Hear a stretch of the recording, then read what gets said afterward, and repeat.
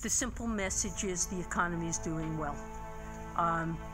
We have confidence in the robustness of the economy and its resilience to shocks. It's performed well over the last several years. We've created, since the trough in employment after the financial crisis, around 16 million jobs. The unemployment rate has moved way down, and many more people feel optimistic about their prospects.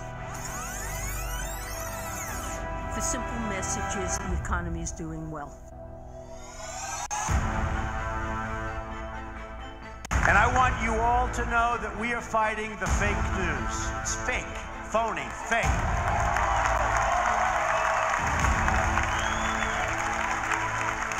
A few days ago, I called the fake news the enemy of the people, and they are. They are the enemy of the people. I believe that this summer is going to be a very big watershed moment in the summer where we all understand, Wall Street becomes aware that tax cuts are a 2018 event, and it's going to be more in the way of a very minor tax cut that's coupled with some watered-down version of reform.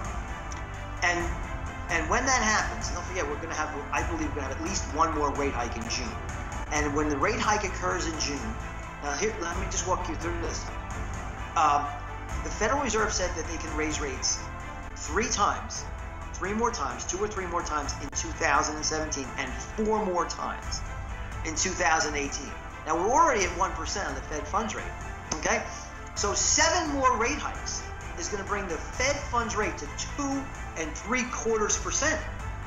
If the 10-year Treasury is at 2.3% and the Fed funds rate is at 2.75%, then that's, by definition, a very steeply inverted yield curve.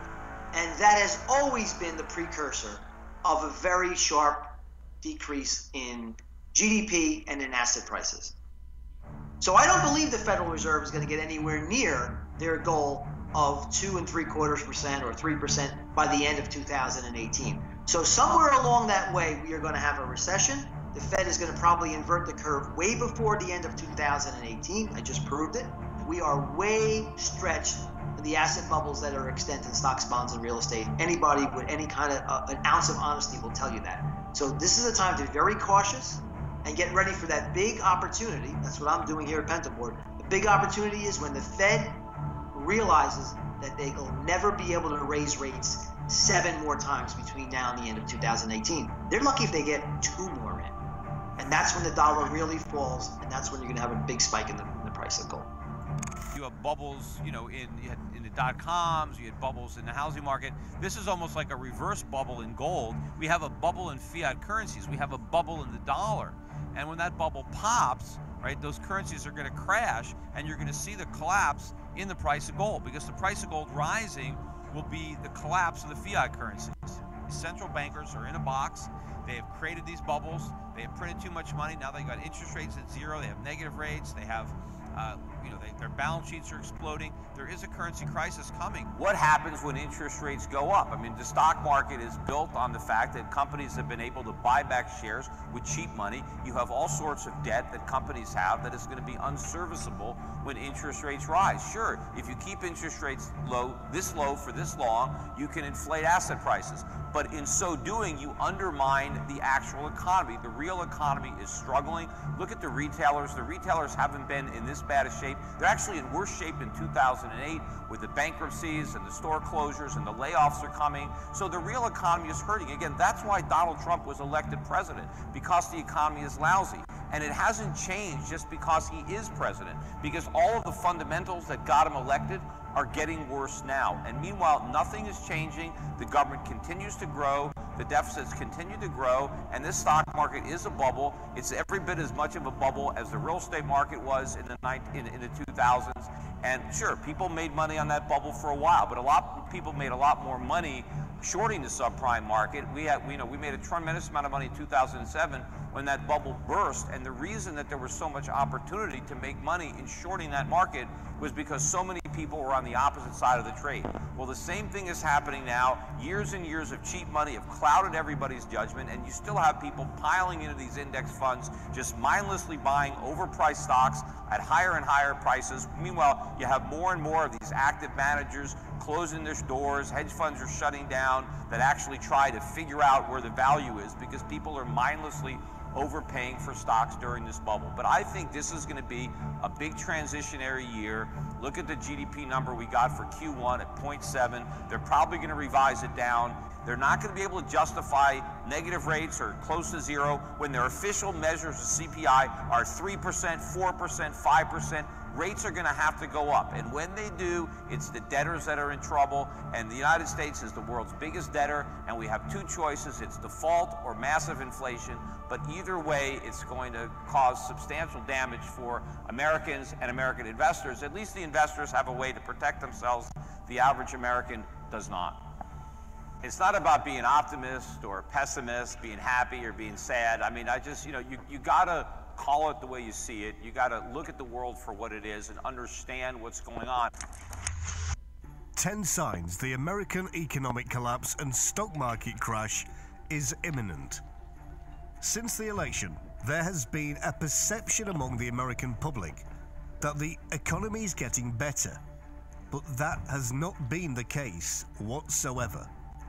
US GDP growth for the first quarter was just revised up to 1.2%, but that is lower than the average growth of just 1.33% that we saw over the past 10 years. But when you look even deeper into the numbers, a much more alarming picture emerges. Commercial and industrial loan growth is on the down. Auto loan defaults are rising, bankruptcies are absolutely surging, and we are on track to break the all-time record for the most store closures in a single year in the States by more than 20%. All of these are points that I have covered before, but today I have 10 new facts to share with you. The following are 10 signs that the economic collapse that the experts have been warning about is now here. 1. According to Challenger, the number of job cuts in May was 71% higher than it was in May 2016. 2. We just witnessed the third worst drop in US construction spending in the last 6 years. 3. US manufacturing PMI fell to an 8-month low in May. 4. Financial stocks have lost all of their gains for the year, and some analysts are saying that this is a terrible sign. 5. One new survey has found that 39% of all millionaires plan to avoid investing in the coming month. That is the highest that the figure has been since December 2013. 6. After an initial bump after Trump's surprise election victory, US consumer confidence is starting to fall. 7. Since Memorial Day, Radio Shack has officially shut down more than 1,000 stores. 8. Payless has just increased the number of stores that it plans to close to about 800. 9. According to the Los Angeles Times, it is being projected that 25% of all shopping malls in the United States may close within the next 5 years. 10. Over the past 12 months, the number of homeless people living in LA County has risen by a staggering 23%. And in case those numbers have not persuaded you that the US economy is heading for dire times, I would encourage you to go look at our previous video entitled 11 Signs of the Imminent Economic Collapse of America for even more eye-popping statistics. During a bubble, it can feel like the good times are just going to keep coming forever. But reality doesn't work like that. The truth is that we are in the phase of the greatest debt bubble of all time, and the evidence is starting to mount that this debt bubble has just about run out of water. The following comes from Zero Hedge. A common theme on this website has been to periodically highlight the tremendous buildup in US corporate debt. Most recently in April, when we showed that corporate debt to EBITDA hits all-time high. The relentless debt buildup is something which even the IMF recently noted when in April it released a special report on financial stability, according to which 20% of US corporations were at risk of default should the rate rise. It is also the topic by SocGen strategist Andrew Lapthorne, who uses even more adjectives to describe what has happened since the financial crisis. Nothing that the debt buildup during this cycle has been incredible, particularly when compared to the stagnant progression of EBITDA. Lapthorne calculates that the S&P 1500 ex-financial net debt has risen by almost $2 trillion in 5 years, a 150% increase. But this is mild in comparison to the tripling of the debt pile in the Russell 2000 in 6 years. He also notes, as shown he previously, that as a result of this debt surge, interest payments cost the smallest 50% of stocks in the US fully 30% of their EBIT, compared with just 10% of profits for the largest 10%, and states that clearly the sensitivity to higher interest rates is then going to be with the smallest 50%. While the dominance and financial strength of the largest 10% disguises this problem in the aggregate index measures. The same report noted that the debt growth in the US is headed towards negative territory, and the last time that happened was during the last recession. Similar things are seen when we look at the second largest economy on the entire planet. According to Jim Rickards, China has multiple bubbles, and they're all getting ready to burst. China is in the greatest financial bubble in history, yet calling China a bubble does not do justice to the situation. The story has been touched on occasionally over the last year. China has multiple bubbles, and they're all getting ready to burst. If you make the right moves now, you could be well positioned even as Chinese credit and currency crash and burn. The first and most obvious bubble is credit. The combined Chinese government and corporate debt to equality ratio is over 300 to 1, after hidden liabilities such as provincial guarantees and shadow banking system liabilities are taken into account. We just got the worst Chinese manufacturing number in about a year, and it looks like the economic conditions over there are really starting to slow down as well. Just like 2008, the coming crisis is going to be truly global in scope. It is funny how our perspective colors our reality. Just like in 2007, many are mocking those that are warning that a crisis is coming. But just like in 2009, after the crisis strikes, many will be complaining that nobody warned them in advance about what was ahead. And at this moment, it may seem like we have all the time in the world to get prepared for the approaching storm. But once it is here, people will be talking about how it seemed to hit us so quickly. Many Americans will finally be fed up with our fundamentally flawed financial system once they realize that we are facing another horrendous economic collapse, and that...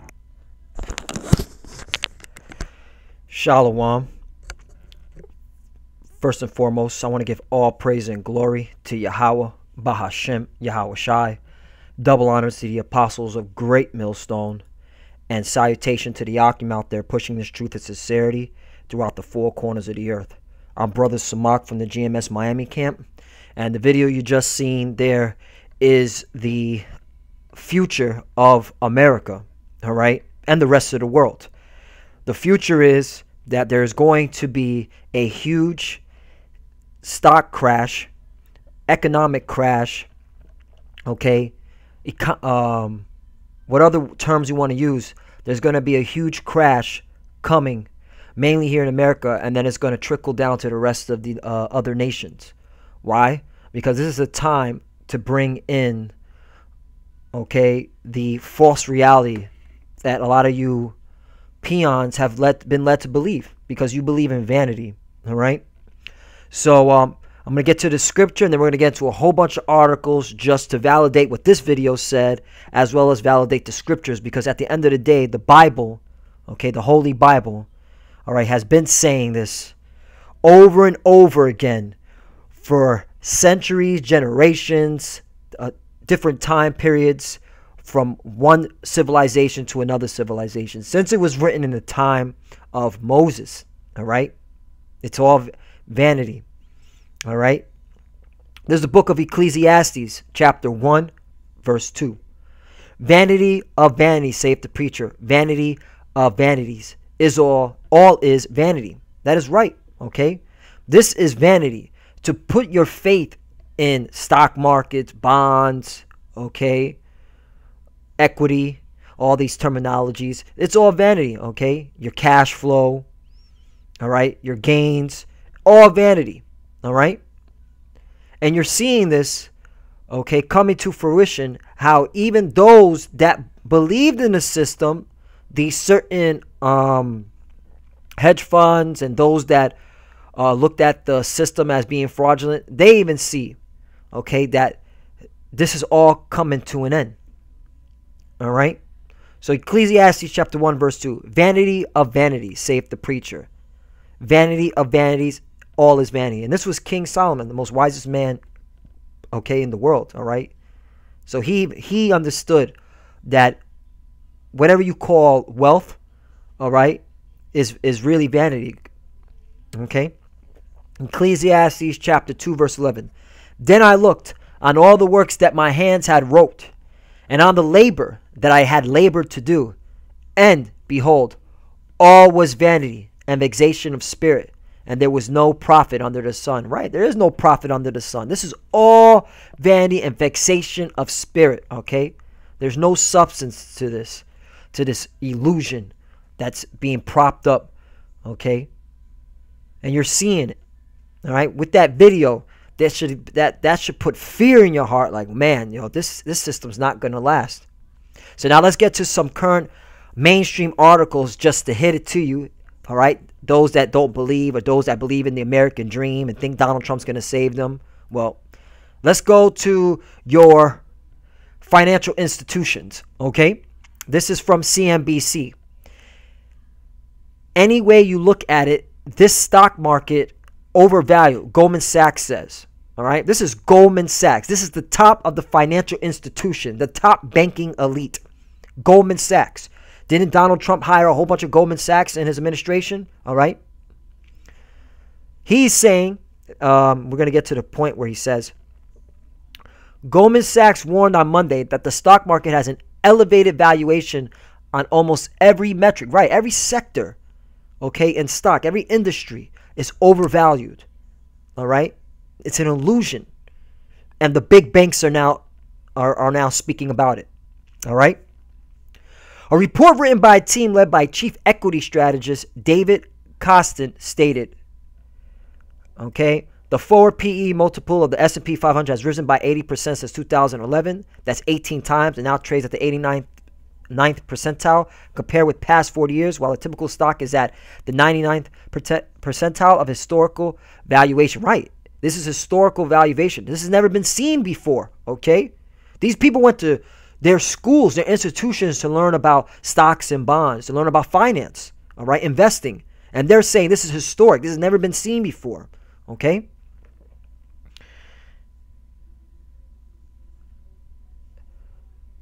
it says, quote, our economists forecast the Fed will raise the funds rate once more during 2017 and 4 additional times during 2018 above the level implied by the future markets, the note state. Consequently, investors will likely need to rely on earnings growth rather than valuation expansion to generate any returns. All right, and then it says, but Goldman is not alone in thinking that the market may be getting ahead of itself. All right. In Bank of America, Merrill Lynch April fund manager survey of global investors, a record 83% of fund managers said the U.S. stocks are overvalued. Okay? These are fund managers, all right? So there's one. That's Goldman Sachs and Merrill Lynch. Okay? So these are bankers. These are the big top banks are saying this, all right? So let's get to another one, all right? Well, we got the Federal Reserve. They'll save us, right? You little schmucks that think the Federal Reserve is going to save you. Not going to happen. Check this out. CNBC again. Some Fed officials are concerned stock prices may be too high. Whoa. Okay, here you go. That's the same thing that the bank said, all right? So you're having the Federal Reserve, okay, governors, and the bankers saying the same thing, okay? The market is going to crash. Several Federal Reserve officials are worried about rising risk in the U.S. stock market, according to minutes released Wednesday from June's Federal Open Market Committee meeting. A few participants expressed concerns that the subdued market volatility, coupled with low equity premium, could lead to a buildup of risk to financial stability, according to minutes, right? And what equity means, all right, which I have the definition right here, all right? Because sometimes you got to get into these words so they can really pop out at you. It says, what is equity? Generally speaking, equity is the value of an asset less the amount of liabilities, all right? Meaning that whatever you have as an asset that you don't owe any liabilities on, that's an equity, all right? So what the Federal Reserve guy is saying is that there's low premium equity, meaning everybody is in debt. They have liabilities to their equities, meaning they don't even own all their equities because there's liabilities to that equity, okay? To that, rephrase it, to their asset, all right? For example, you have equity to a house, okay? That's what the appraisal, right? He appraises the house. He's like, this is your equity, okay? But then you have what's the liability, what you owe on the house, all right? So really, what do you really owe on a house if you have debt to that house? Think about that, all right? So we're going to go back to these schmucks, okay? These idiots. Some policymakers also suggest investors may be too comfortable with buying risky assets like stocks, and some officials believe equity prices were high when judged against standard valuation measures, according to meeting notes. Right. And a lot of times, these equities are overvalued because it's being propped up by these wicked ass credit agencies like Standards and Poor's and Moody's and Fitch. All right, that these Goombas in the investments are just, buying into them, thinking that, oh, I have a large equity share, even though there's a lot of what's it called? There could be also a liability to it. All right, because everybody's in debt. You still have liabilities. So there's that one. There's what's going on with the Fed. Now let's continue on with Business Insider. A big fall in markets is coming as traders put record cash to work. In global markets, all signs of sentiment are pointing up, and it's that very unbridled enthusiasm that could spell their downfall. But before we get into negative implication, let's take stock of everything that shows just how overly bullish investors are feeling right now. Right, everything's overvalued. Stocks are overvalued. Okay, it's an illusion. It's being propped up. Okay, first by the credit agencies, and more importantly by this wicked ass Federal Reserve. Okay, because who knows what the hell they're doing behind the scenes. All right, with their infinite cash flow, because they can just create it on a computer, $1 million on a computer, and then send it to whoever they want to. All right, that's how wicked this system is. Let's get to the point. What this is saying.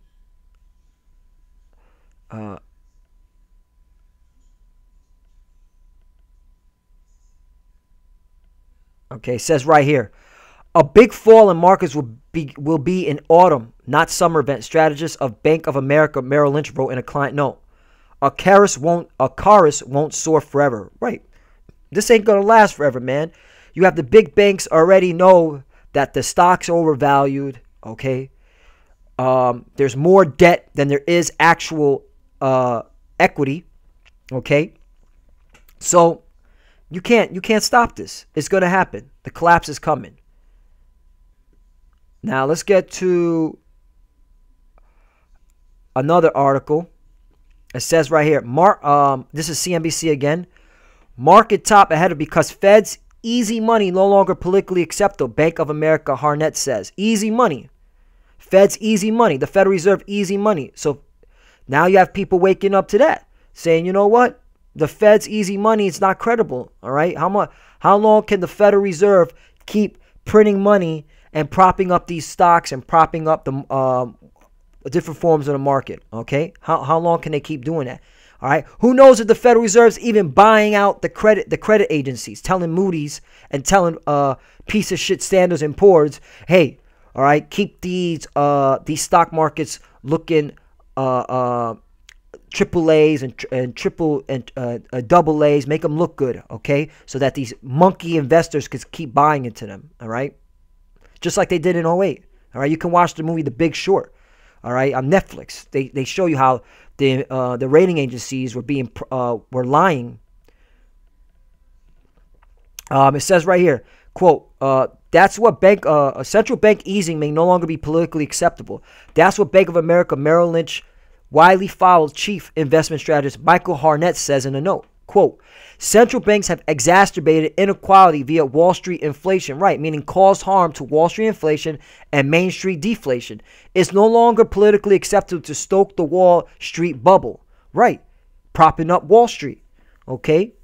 So it's the central banks that are doing this, because at the end of the day, it doesn't matter if you work for the private sector or you work for the public sector. We all work for central bankers, man. That's it. That's what's holding up this fucking retarded economy. These wicked ass central bankers, this shit needs to collapse already. I'm all for it, though. I'm all for it. There are two ways to cure inequality: make the poor richer, or the rich poor, Harnett added. The Federal Reserve and the European central banks are now tightening to make Wall Street poor, likely setting up the big top and stock markets this fall. Right. Because really, they're just going to crash the economy so that everybody, all right, can feel the pinch, so they can bring in martial law. All right. The wars can get kicked off, the World War III. That's what's happening, man, because this is all designed by the central bankers, like the guy is saying right here. All right. This clown, Michael Harnett. All right. So let's get to his scripture, Salakia, and we're going to get back, because really we're going to see now who's going to be affected by all this shit. Okay. Who's going to be affected by this? So now let's get to the scripture. Right here. 2nd Esdras 16:45. And therefore they that labor in vain. Right. You're all you people that are laboring, you're laboring in vain, man. All right. This shit's gonna collapse. Okay. That's why we here at Great Millstone, we compel you to come back to the Bible, because this is not in vain to get into the scriptures, to believe on Yahweh Ba'ashem Yahushai. This is not in vain. This is how you're gonna get saved out of this madness. All right. Let's go now to the book of Haggai, chapter 1, verse 6. Yea, ye have sown much and bring in little. Right. You've been laboring. All right. You've been putting in them 40 hours a week. All right. Or even more. Because I hear certain Jakes say, man, I work more than 40 hours a week, man. I get paid nothing, man. All right. Hey, you've sown much, right? You've been, working labor, wherever you're at, you're manufacturing, the farmland, behind a desk, wherever, man. Even behind the desk is stressful, man. You got to use your mind. You got to count. You got to, make sure things are straight in order. All right. When it comes to your Excel spreadsheets, so on and so forth. You have so much and bring in little, right? Your wages are low. Okay. You're not getting a huge increase in pay. All right. You're being screwed over by these central bankers, man. And their counterpart, which are these bankers, man. Okay, who make up the bankers? The elite, the who you call the Illuminati, right? And bring in little. Ye eat, but ye have not enough, right, man? You're not living like the 1%. Okay, you're not living like them. They're eating good non-GMO food, straight from the earth. They probably got a whole bunch of they do have a whole bunch of green houses, okay, built for them, where they keep all their vegetables and non-pesticide food products in there, while we are getting whatever we see in the supermarket, whether it be Whole Foods, Publix, Walmart, ShopRite. you know, you name it. We don't harvest our own food. So how do we know where we're getting it? We just, you know what I'm saying? Once again, you got to pray to the Lord, to pray over the food. And if the Lord's dealing with you, he's not going to make sure you get any health problems with these foods that we're eating. But ye have not enough. Ye drink, but ye are not filled with drink. Ye cloth you, but there is none warm. Right, man. You got Jake living in rundown homes. All right, their plumbing doesn't work right.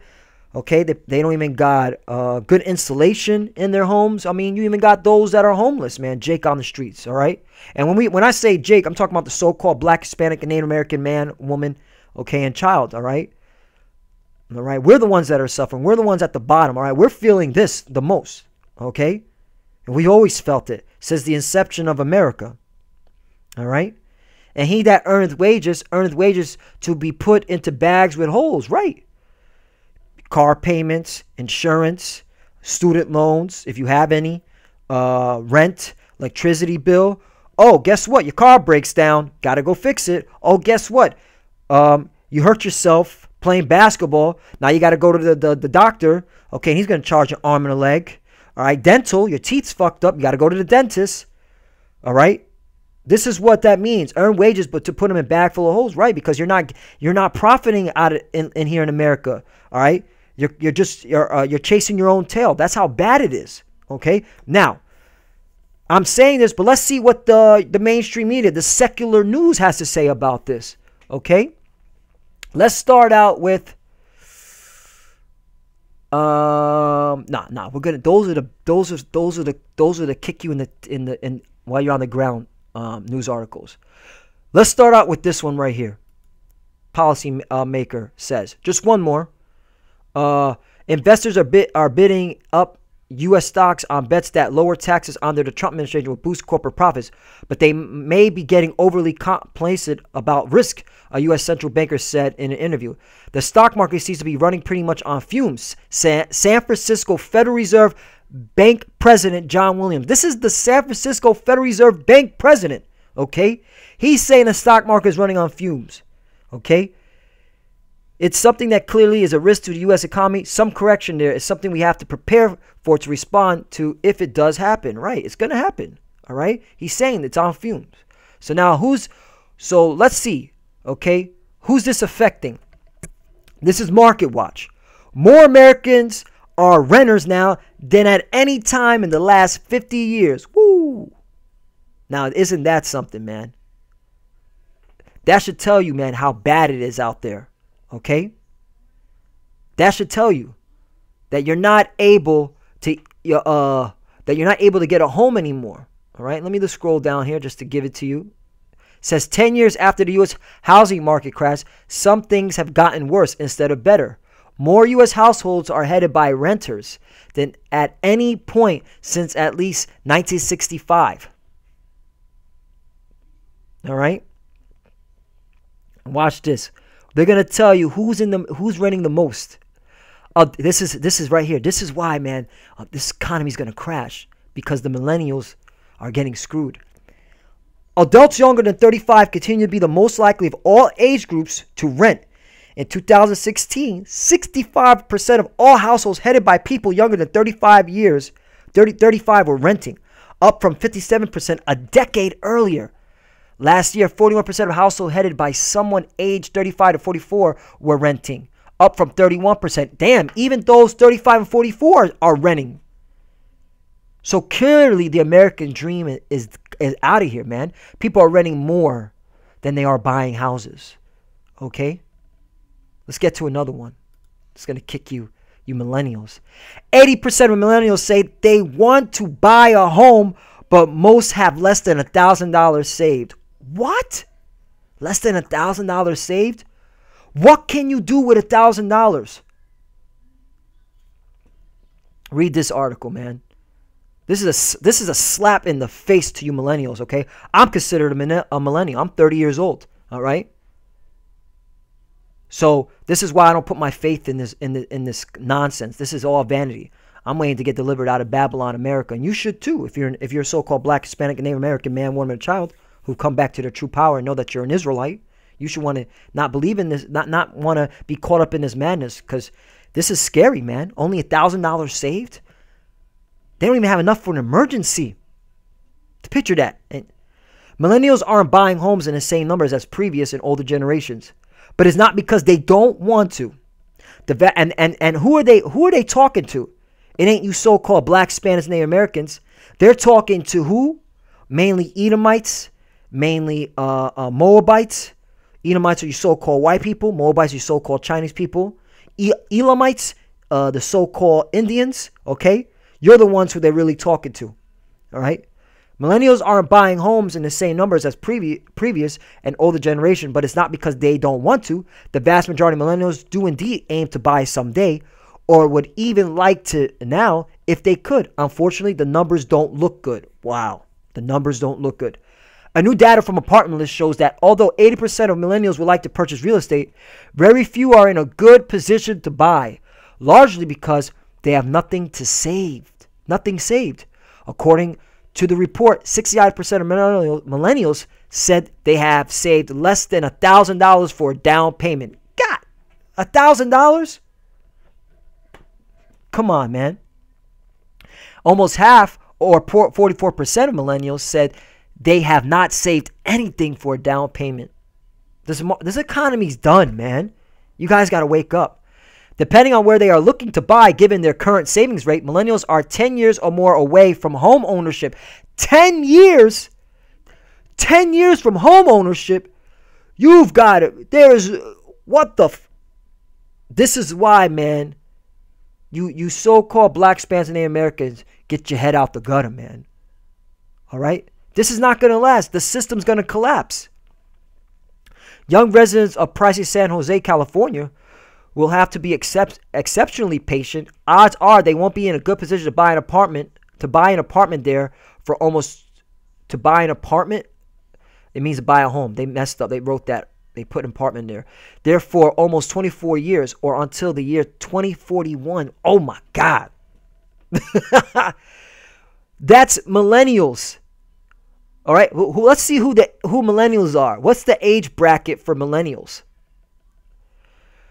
This is from Business Insider. According to a recent survey by Apartment List, 80% of millennials defined as those born between 1980 and 1995. So if you're in 1980, okay, if you were born 1980, all right, you get a house if you were thinking to, if you were trying to move to San Jose, man, and purchase a home. There's no way, man.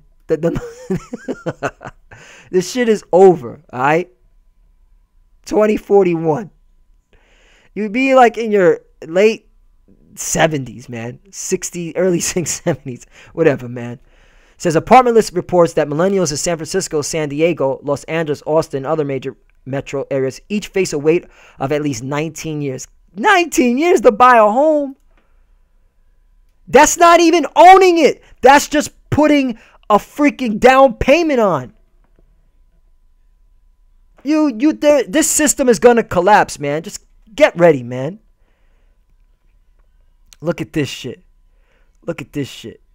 This part right here is funny. This is where I got it because I was laughing.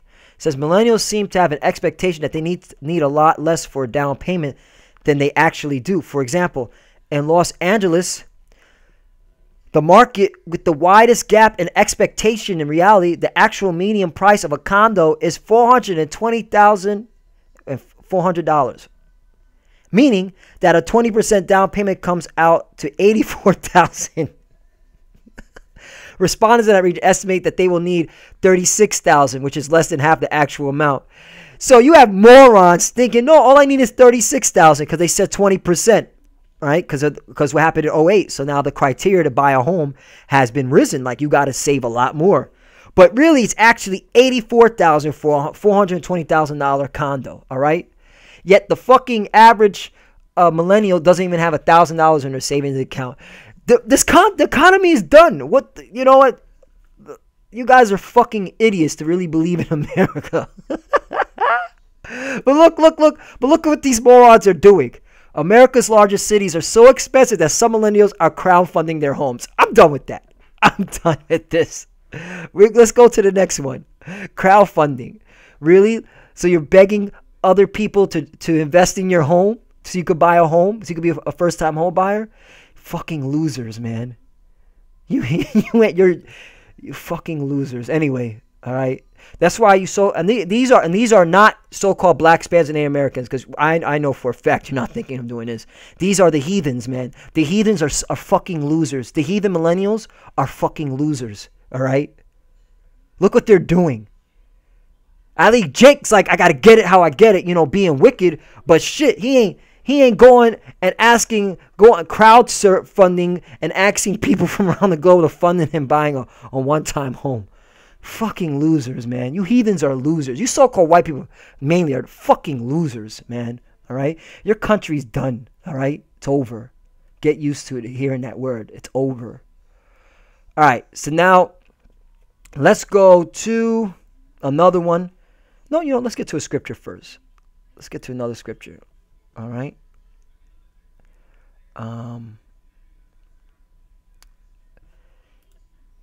Let's get to another one. Here we go. Psalms chapter 4, verse 2. O ye sons of man, how long will you turn my glory into shame? Right, man. All right, we're starting with the heathen first. How long you turn glories into shame, man? All right, you heathens really think that you're going to continue to go on in this wicked society and be wicked, right? And as well as you 2/3, man, all right? Because you're not acting like Jake, man, all right? You're acting like fucking heathens, all right? How long you going to turn the glory into shame? How long will you love vanity? Right.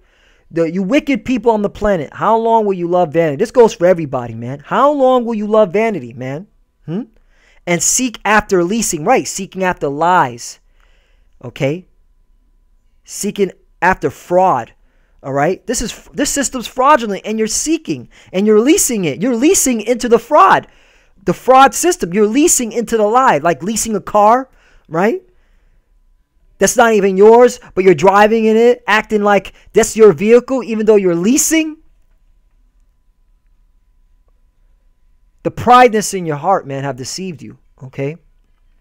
But that's how y'all love vanity, and you seek after leasing, man. You seek after lies. You seek after the American lie, man. All right? But it says how long, right? How long? Well, let's crunch the numbers in, because guess what? What I'm about to show you, these are you're on the ground now. This is the kick you in the teeth type shit. So now let's go to, hold on, before I go, let me see if there's one more over here. All right. Let's go here first, because this is it. Let's go. These economies are getting more miserable this year. Venezuela tops the list once again, but it's the moves in the middle that matters. Right. These economies are getting miserable this year. Right. You're seeing the economies getting miserable.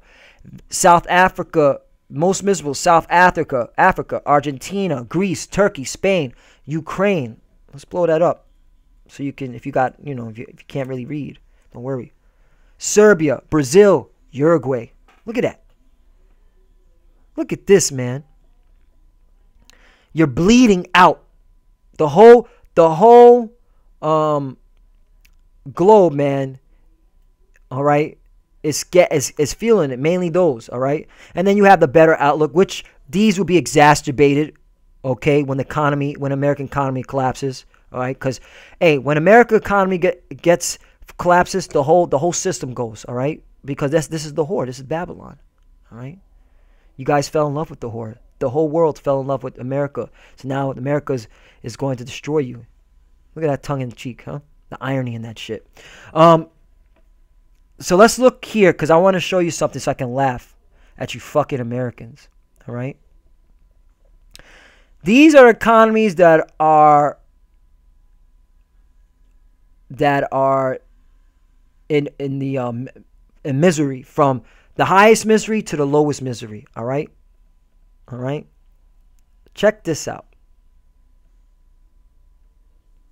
All right?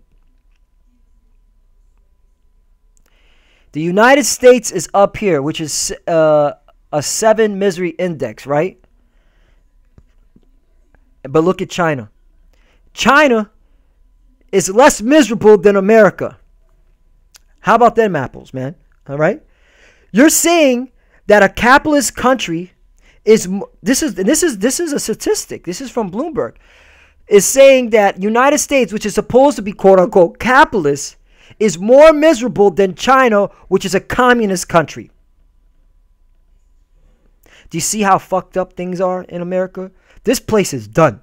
Just wanted to bring that out. All right. So now that was the first kick in the teeth. All right.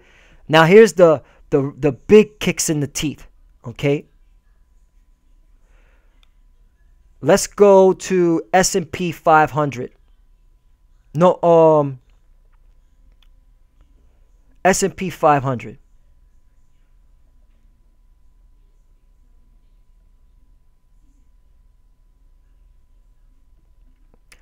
S&P 500 biggest pension plans face 382 billion funding gap. What? Did you look at that, man? People who rely on their company pension plans fund their retirement may be in for a shock. Of the 200 biggest defined benefit plans in the S&P 500 based on assets, 186 aren't fully funded. Simply put, they don't have enough money to fund current and future retirees. Oh, that's gotta hurt.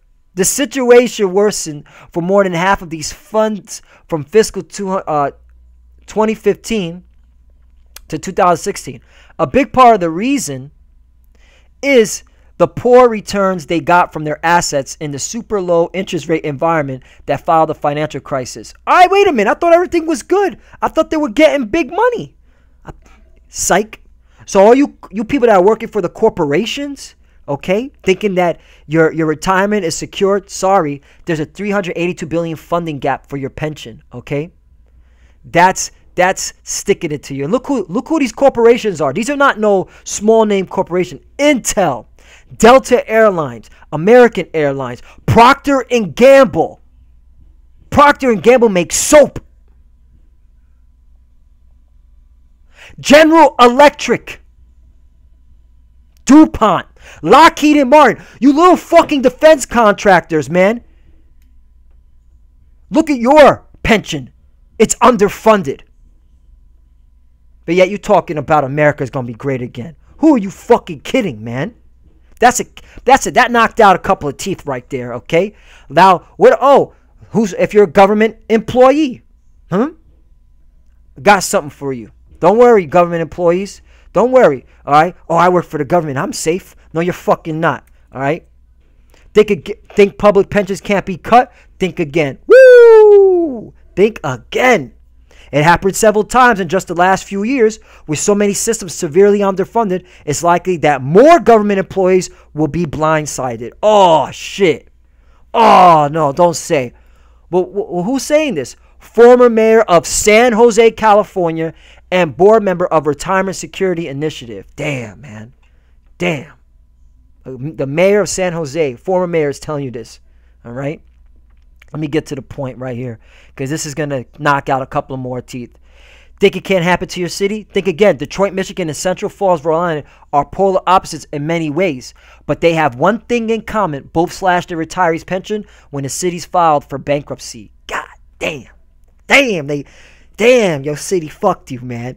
They fucked y'all pretty good.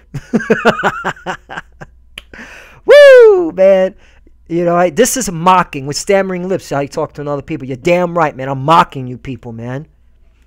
All right? The only people that should be rejoicing reading this is the elect, because they know the Bible's real. All right? They know this doesn't offend them. But you little fucking idiots that believe in your pension plans, you got something coming for you. All right? Goes on and says right here, all public sector retirees deserve safe and secure futures, not to be reduced to poverty when their pension plans fail them. Retirement benefits should be sustainable, predictable for current and future public employees. To live up to this expectation, governments need to fully fund their plans. Today's pension crisis may be due to policy decisions made years ago, but it's incumbent upon current policymakers to turn the tide and make their systems sustainable. Public employee and retirees had fallen behind on pension payments, and to correct the first reference to name essential. Oh, Slovakia. Public employees and retirees didn't create this mess, and they shouldn't be left wondering what happened when the money runs out. Oh, but guess what? You did create this mess because you were complacent. You didn't care about, okay, the little guy. You said, I'm a government employee. All I got to do is keep working. The hell with the other guy. Well, guess what? That came to you. That was the vanity, all right? You were complacent because you were vanity. You fell into vanity. You fell into leasing. You fell into fraud and lies. So guess what? It is your fault, all right? So now, let me find another one. Now that you're on the floor, now I'm going to give you the real good stuff. The good stuff. That's really gonna just, now your teeth are out. This is now 2 shotgun shells to the head, all right? Well, I'm gonna go to gold. Check this out. Hedge funds are losing faith in precious metals. What? What's a hedge fund? They take other people's money and invest it. So the hedge funds who take other people's money and invest it in the stock market are now losing faith in precious metals. So guess what? Having gold and silver doesn't matter, man. It really doesn't matter. Gold is out of favor with money managers and is not the only precious metal facing investor exodus. Hedge funds and other large speculators are hitting the exit as they brace for monetary tightening in the U.S. and Western Europe. Money managers are not waiting around for signs that the Federal Reserve may change its rates trajectory as they turn bearish on precious metals. These charts show the trend in sentiment. Bang. So guess what? Gold and silver is not going to save you. All right? Gold and silver is not going to save you. It's not going to save you. So let's get to another scripture. All right? 1 Timothy 6:10. For the love of money is the root of all evil, which while some coveted after, they have erred from the faith and pierced themselves through with many sorrows. That's right. And that's mainly talking to our people, those that are believing in the system, the stock market, okay, the boom and bust cycles, the bull and the bears, all these terminologies. You pierced yourself with many sorrows and you erred in the faith, man, because you're not coming to the law, statutes, and commandments. You're not believing Yahweh B'Shem Yahweh Shai, because like he said, for the love of money is the root of all evil, all right? What did Yahweh Shai say after that? Slakia. You know what? I thought I had one more scripture. Slakia, I have to bring this scripture out, all right? Because this is the reason why. This is another reason why the Lord's bringing this system down, man. Because this is exactly what you did. All right, Salakia, I have a lot of things up running, so it's going to be a little slow. Just bear with me. This is another one. This is one of my longer videos, but I feel like this video has to come out. It's just, it's about that time. All right?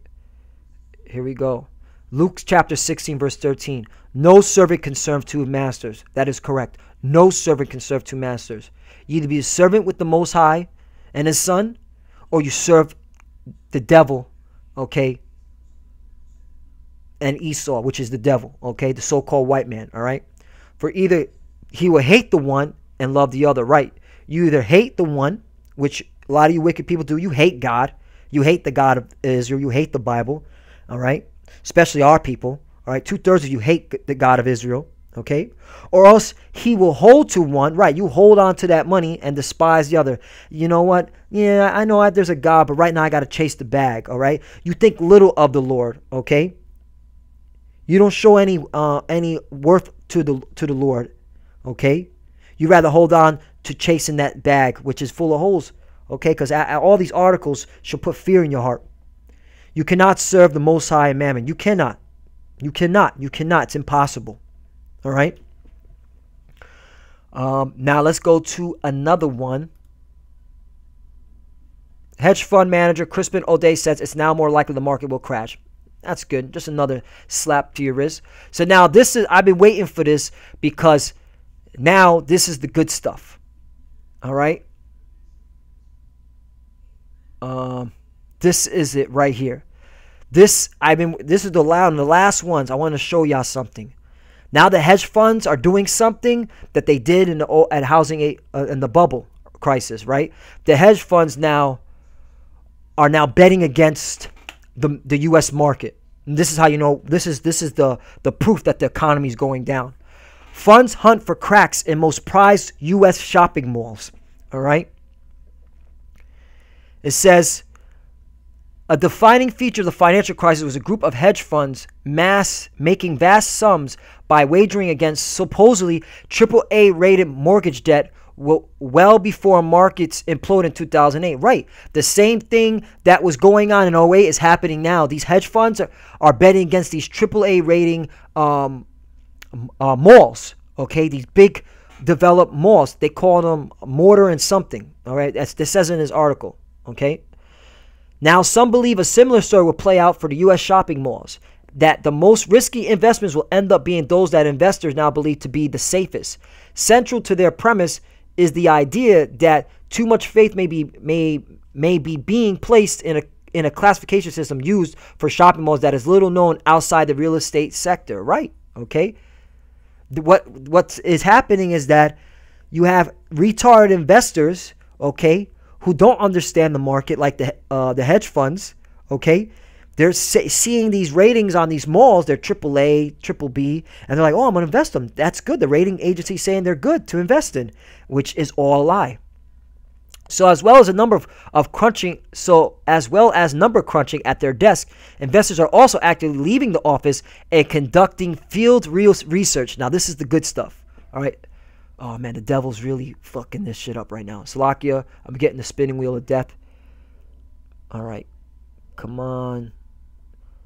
Shy. Stop the spinning wheel of death. Man, this devil's really... Here we go, Slovakia. All right. The water. Okay. Should be coming up. All right. The water, okay, says right here. In April, research from a large U.S. hedge fund traveled to the outer boroughs of New York, a shopping mall that is home to Apple and Armani, among other retailers. The mall was ranked by a real estate consultant as an A mall. So what you have here, this is a key point right here. You have real estate consultants, okay, rating malls, okay, and they're saying this particular mall is an A mall, meaning it was a low-risk premium property that generated over $600 per square foot of sales a year. To their surprise, the researchers quickly came across a pop-up shop selling cheaply manufactured stuffed teddy bears and plastic toys. 2 months later, the store had disappeared. So this is fraud. You're having these consultant firms rating these malls that are not even, it's not even Apple and Armani. It's some freaking toy store. This is what's coming. Again, the fraud that happened in 08, it's happening now, but this time in retail. We were very surprised when one person at the fund said, these sorts of crappy stores are not meant to exist in prime malls in America. There is simply no way a store selling stuffed toy can generate the level of sales needed to pay prime rents. We traveled to a dozen other supposedly prime malls in other towns, and we kept seeing these weird temporary tenements. Malls are given ratings by a small group of property consultants, generally ranging from A+ to C, based on factors that include their sales per square foot and location. While there is no universally accepted system for ranking the malls, each consultant having slightly different methodologies, banks and investors tend to rely on these ratings to make decisions over how secure each mall is as a creditor or investment. See? So these small group of property consultants are lying, man. This is fraud. They're deceiving these retarded banks and investors, the creditors and investors, okay? So it goes to show you that the system is a fraud, man.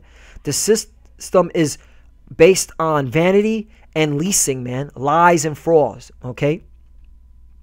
The stock market has until recently appeared to believe that the prime A malls are largely insulated from the pain being felt across the U.S. retail sector being shaken by e-commerce, okay? Yeah, because what's e-commerce? The electronic, the internet, okay? The electronic shopping, all right? Amazon, for example, eBay, so on and so forth, okay? All right, so here we go. It says, Yet there's a growing evidence that to suggest that these prime malls, which have been treated by investors and lenders alike as rock-solid bets in the face of internet headwinds, are not protected as once thought. Right, they're not protected. Here's the good stuff. The hedge funds wagering against the highest quality malls believe that the wider market will come to believe these A-quality malls are far more familiar to lesser-ranked ones. The idea that there are these magic malls in America that are immune to secular change is a myth, the U.S.-based hedge fund manager says. Some argue that the market underappreciates that A-class mall operators and B and C class mall operators all have very similar tenant base in spite of being in different location. All right. L Brand, the owner of lingerie chain Victoria's Secret, is the largest single tenant for prime operator GGP, according to company funds. However, it is also the biggest tenant for lesser-ranked CBL and second largest for Washington Prime. CBL shares are down more than 22% this year, while GGP is only down 5%. L Brands itself have posted consecutive quarters of slowing sales, pushing its shares down by a third for the year. All right, so you're having all these different classifications of malls, man. They're not making revenue, okay? They're not generating, okay, profits.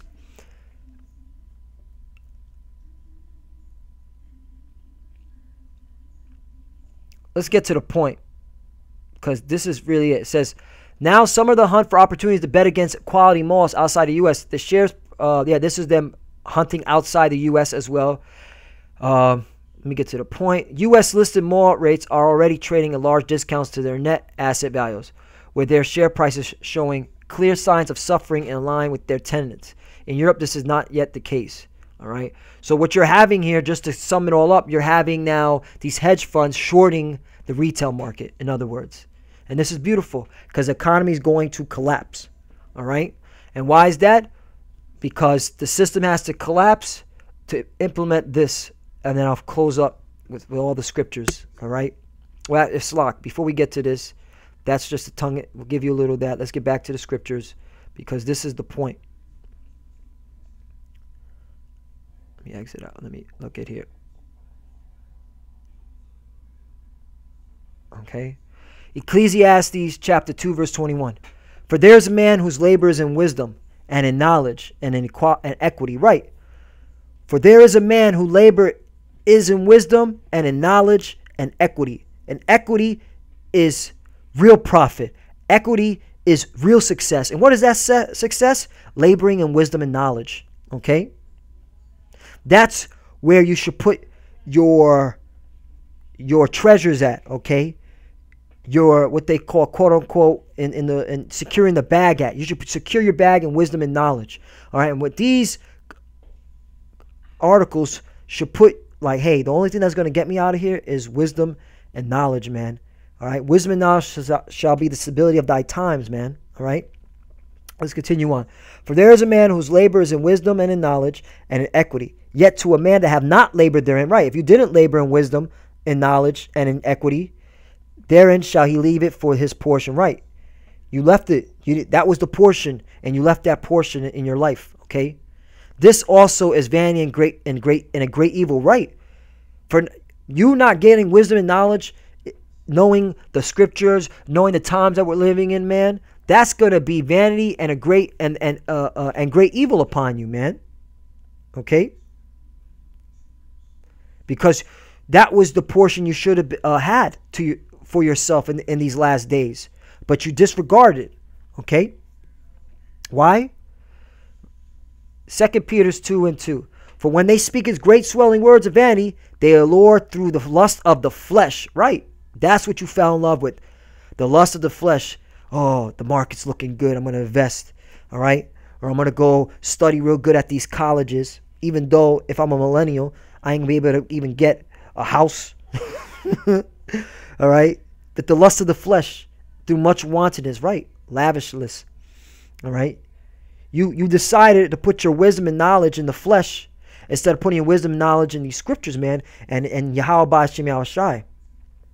Those that were clean escaped from them who live in error, right? You lived in error, right? And we hear the prophets, okay, we hear, okay, at Great Millstone, we clean, escaped that. We said, hell no. I'm not listening to your great swelling words. I'm not listening to the markets doing this and, you know, the initial process, the IPOs, the initial public offering is now here. Come on, it's time to invest in these stocks. We're not listening to those nice swelling words, man. That's all vanity, all right? Because we don't want to be in error like you people in this planet, okay? The wicked, all right? That are all in this folly, okay? Because guess what? The economy is going to crash. And guess what's going to happen, all right? This is hot off the press. This is what's coming. Because the reason why they're going to crash the economy is because they want to instill these bad boys in you, man. CNBC, installing microchips in employees is the right thing to do, CEO says. All right? Microchips. Forget swiping a credit card badge to buy food at work. One U.S. tech firm is offering to install rice-sized microchips in its employees' hands. That's right. In its employees' hands. So there you have it, man. The mark of the beast. The RFID chip. Revelation. Okay. 13 and 16. In fact, let's go get it. Let's go get it. All right. Got to bring out the scripture. Because that's really the game plan here. That's really the game plan of what's going on. The reason why the economy is going to implode, all right, by the elite, they're doing it. The central bankers is so that they could put these chips into the people. Revelation 13:16, and he calls all, both small and great, rich and poor, free and bond, to receive a mark in his right hand and in his forehead. And guess what? All right, just to go back. All right, scroll up. Show you this. Show you what they're right here. See, there's the chip. Right in his hand. Okay, so it goes to show you, man, the times that we're living in, man. That's why you got to get wisdom. You got to get knowledge, man. You got to come back. Mainly, in order to get wisdom and knowledge, you have to come back to Yahweh Ba'Shem Yahweh Shai. All right? Continue scrolling up.